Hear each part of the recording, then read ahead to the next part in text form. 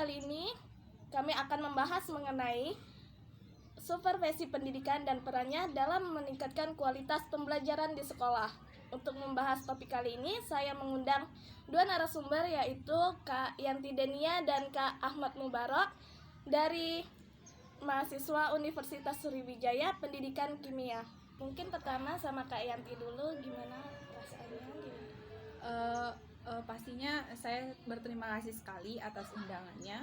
Saya sangat senang tentunya bisa berbagi argumen, berbagi pendapat, dan berbagi pemikiran mengenai supervisi pendidikan ini. Sebagai seorang mahasiswa, tentunya saya melihat bahwa supervisi pendidikan itu sendiri memiliki peran yang sangat luar biasa penting dalam meningkatkan kualitas pembelajaran di sekolah seperti itu. Baik, terima kasih kepada Kak Yanti. Gimana sekarang kepada Kak Mubarak? Baik, saya juga merasa terhormat bisa hadir di sini untuk berbagi suatu pandangan mengenai supervisi pendidikan. Sebagai seorang mahasiswa, saya meyakini supervisi pendidikan itu efektif untuk mendorong guru-guru agar dapat meningkatkan kompetensi dan kinerja dalam mengajar. Baik, terima kasih kepada Kak Yanti dan Kak Mubarak atas kesediaannya hadir di sini. Nah, untuk memulai, saya ingin bertanya kepada Kak Yanti, apa sebenarnya yang dimaksud dengan supervisi pendidikan? Baik, jadi supervisi pendidikan itu kita dapat definisikan sebagai suatu rangkaian kegiatan pembinaan, pengawasan, dan suatu pengendalian yang dapat dilakukan oleh pihak yang memiliki kewenangan dan kompetensi terhadap guru dan tenaga kependidikan lainnya di sekolah pastinya. Tujuan utamanya itu adalah untuk meningkatkan kualitas pembelajaran dan pendidikan di sekolah. Seperti itu. Lalu apa saja manfaat dan dapat diperoleh dari supervisi pendidikan itu sendiri, Kak Mubarak? Jadi, supervisi pendidikan itu memiliki beberapa manfaat yang teramat penting di dalam kehidupan. Seperti yang pertama, itu dapat membantu guru dalam meningkatkan dan kompetensi dan kinerja mengajar. Lalu, dapat mendorong guru untuk menerapkan metode pembelajaran yang inovatif dan kreatif. Lalu yang ketiga, dapat mengidentifikasi kebutuhan pelatihan dan pengembangan profesionalisme guru. Keempat, dapat memastikan kesesuaian proses belajar mengajar. Dan kelima, memberikan umpan balik konstruktif untuk perbaikan dan pengembangan sekolah. Itu manfaat yang cukup kompresif ya, Kak Mubarak. Lalu bagaimana pandangan Kak Yanti mengenai tantangan-tantangan yang dihadapi dalam pelaksanaan supervisi pendidikan itu sendiri? Tentunya dalam praktiknya sendiri, supervisi pendidikan itu juga menghadapi beberapa tantangan ya. Di antaranya itu kita sebutkan pertama, terbatasnya jumlah dan kompetensi pengawas sekolah. Kedua, dapat dari resistensi guru terhadap supervisi karena dianggap mengancam. Ketiga, kurangnya dukungan dan komitmen dari pimpinan sekolah, dan yang terakhir itu fokus supervisi yang masih terlalu administratif sehingga pada peningkatan pembelajarannya itu bukan pada peningkatannya.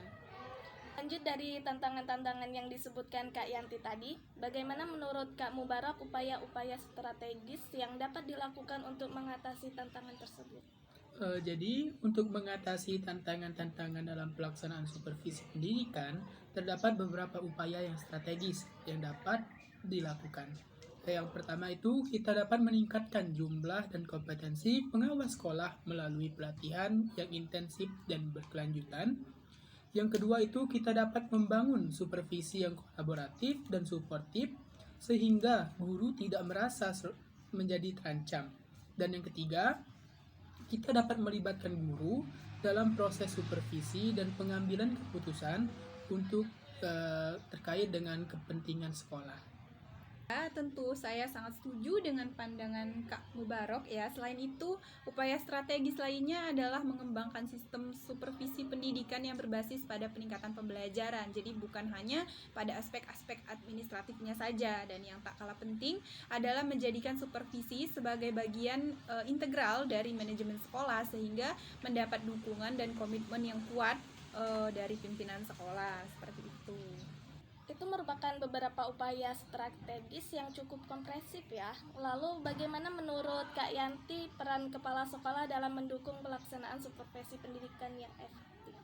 Tentunya peran kepala sekolah itu sangat krusial ya dalam mendukung pelaksanaan supervisi pendidikan yang efektif ini.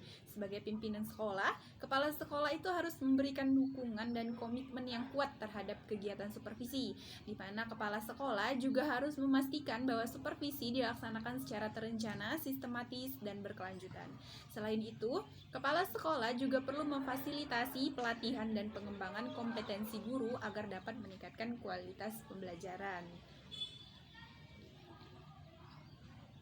Jadi saya juga sangat sependapat dengan pendapat dari Kak Yanti. Sebagai seorang mahasiswa pendidikan kimia, saya terus berupaya untuk menjadikan supervisi pendidikan menjadi suatu hal yang positif dan suportif di lingkungan sekolah.